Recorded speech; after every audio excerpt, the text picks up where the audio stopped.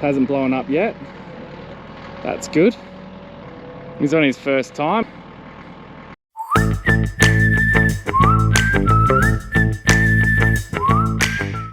We're out here at PACKHORSE. We're picking up the grader to take it up to Bloodwood so that we can scratch up our airstrip. And while we're there, we're going to fix up our water point and get it pumping again. So today we're going to be continuing Ant's journey of heavy machinery. We're going to teach him how to drive Annie. Annie is our 1987 Caterpillar 120G grader. It's called Annie because, much like Annie the redhead orphan. Oh yeah. This had been left up at Bloodwood when we got here. It had finished its last job and was left there, so it had been, you know, it was an orphan. It had a flat tire as well, so only had one leg. This old grader has seen quite a bit of action and work through over the years, and we've done a fair few repairs to her as she's gone along. But like all good old machines, she keeps ticking on. So Ant will not be able to break it. Never speak too soon on that case. I did a pretty good job on that truck too. So I think it's important for everyone to know that we're not actually beekeeping today. Even though I have a beekeeping hat on, I reckon this is a pretty good solution. we could call it the sanity cap. I think that's very apt. Yes. Okay, what am I doing? Getting in? No, we've done our oil and water check. We have. But over here, we've got our isolator. Before we start, we're going to need to turn our isolator on. Now we've got voltage to the start system. Okay. So, would you like me to do a like this, do that, or just throw you in the hot seat? I like the like this, do that model, Jack. Okay, so you can climb up on this side, I'll climb up on the other. Okay. Okay, so this is our tree, these are our controls. We've got our steering wheel, and you can adjust your steering with this tool here, bring it to a comfortable level, and it will lock. Underneath your foot there is the hydraulic bypass. So for starting, you want to press that down, and that'll bypass the hydraulic motor, which will mean that it's easier for it to crank and start. Around the back here, we've got a primer pump. It's been a while since she's been started, so we're going to get the primer going. This grader has a solar panel set up on the roof to keep it charged. Your comms that you have in here, we've got a handheld two-way radio, and we've got the sat phone. We've got over here the start system. Okay, it's quite a big system, Jack. It's really simple. This is the one you need. Okay. That's your park brake. That's your gear stick. Okay. It's a power shift automatic, Right. so you don't need to use your clutch for going between the gears, just for your launch. Okay. And this is your throttle. You have a foot throttle. Yep. And to kill, you bring the throttle down, idle for 3 minutes, and then you stomp on that, which will do the fuel shut off, and it will cut the engine off. I parked the old girl east-west so that in the early morning it gets the sun on the engine block and it'll warm it up. Yep. So before we start, we'll glow, and we've got plenty of voltage here. And we've got fuel pressure coming up, and the glow circuit is working because it's dropping our voltage. So we're going to let it glow for a few seconds. Tap to free our power foot throttle. Make sure she's in the early start position. Now we should be able to crank.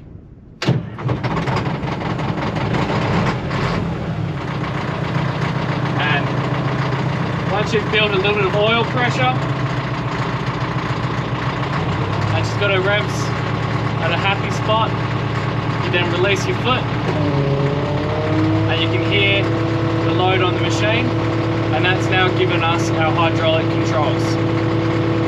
The rev range, we don't have a tachometer, but you want to be operating around 1900 to 2000 revs at the maximum, and that gives you a boost that if you're working it and you have trouble, you can bring her up to 2200 revs just to get yourself out of trouble. With our hydraulic controls in front of us, these two are your blade tilt, and what that will do is we can point her outside,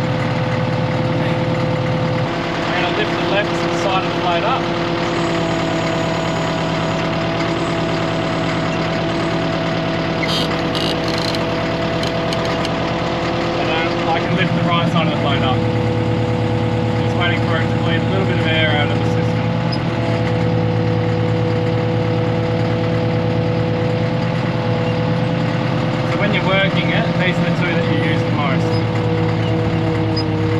get your road level and smooth.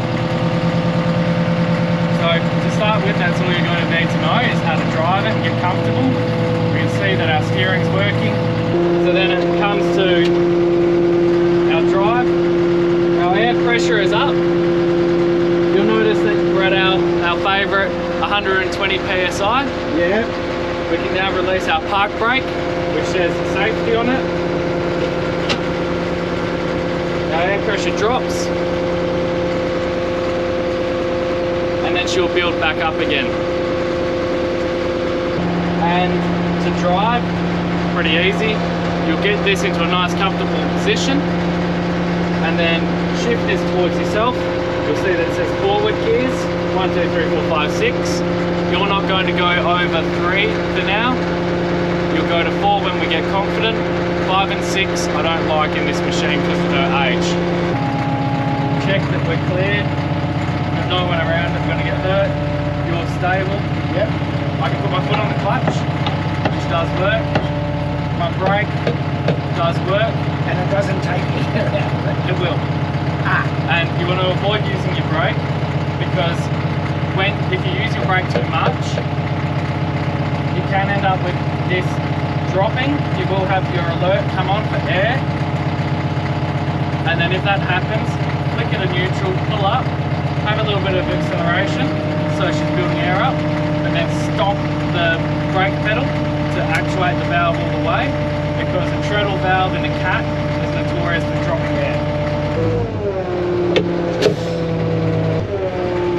So to launch, you go clutch, bring yourself over to across to first. Now if you got your hand on something, yep. We're in first now. And you can just ease it off. Bring your power up. And that's as easy as it is. And then if we wanted to stop, push it all the way to neutral. Bring your revs down. And then when you're stopping a machine like this, you put your implement to the ground. It sort of acts as a park brake. Park brake, but also it means that there's no drop hazard if the hydraulics fail. So no one can put their feet under it. I'll just focus on driving to begin with. Yes. And then all the blade work and that I'll learn later. Are we happy with that? Oh yeah. Okay. He's on his first time, so that's good. Hasn't blown up yet.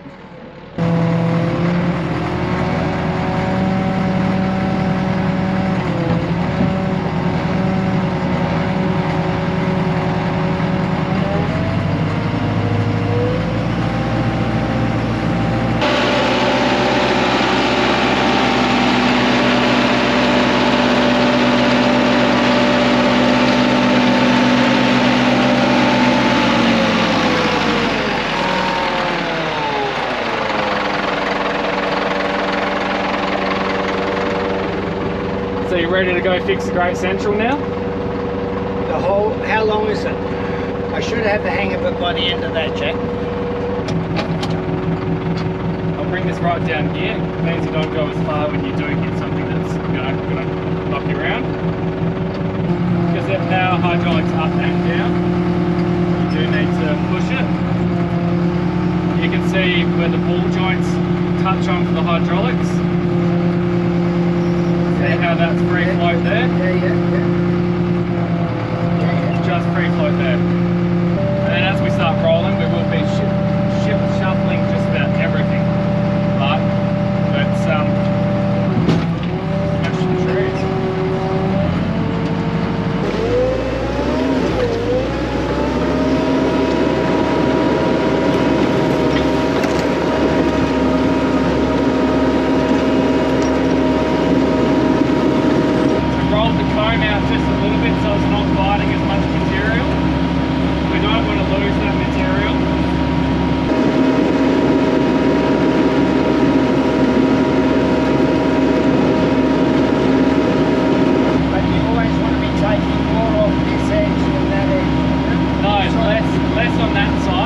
This side ideally, you want to be taking nothing.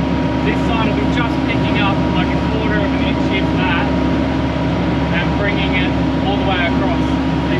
that's your windrow, that pile of dirt that we're putting over there.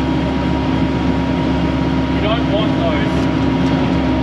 You effectively want that just to be stones and sticks. Alright, we ready for a bump?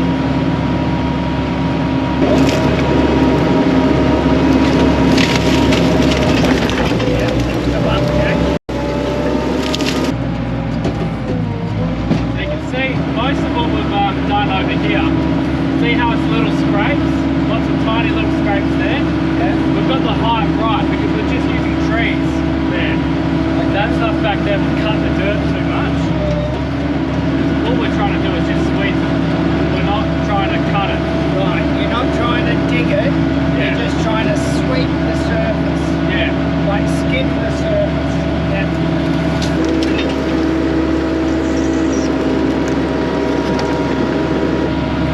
Stuff out here isn't really that much of a concern for us because we're not landing out here. We just want the wings to be clear out here. Oh yeah, okay.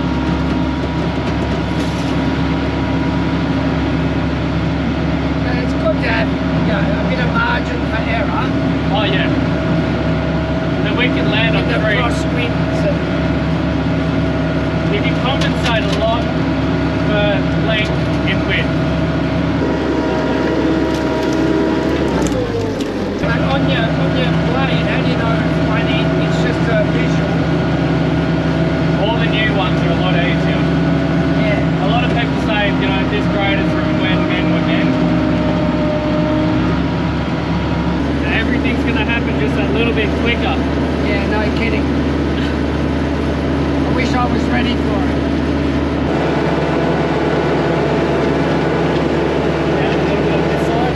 Hard to see that blade. This blade I can see pretty well, but that one. Whatever you do, it's going to be better than what it was. Yeah, you would hope so.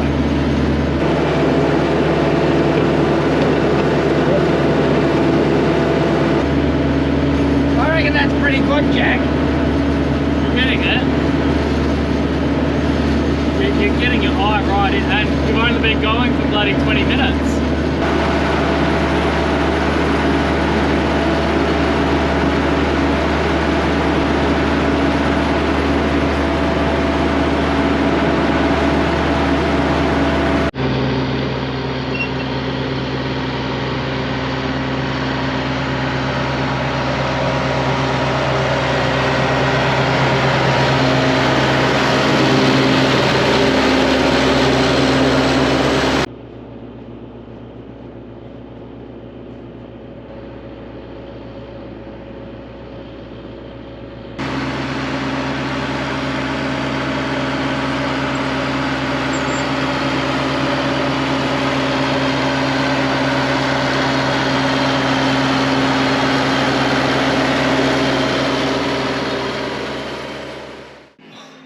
What do you reckon your first experience as a grader operator?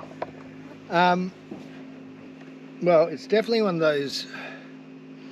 It's definitely one of those skills that you need to do about 20 different things at the one time.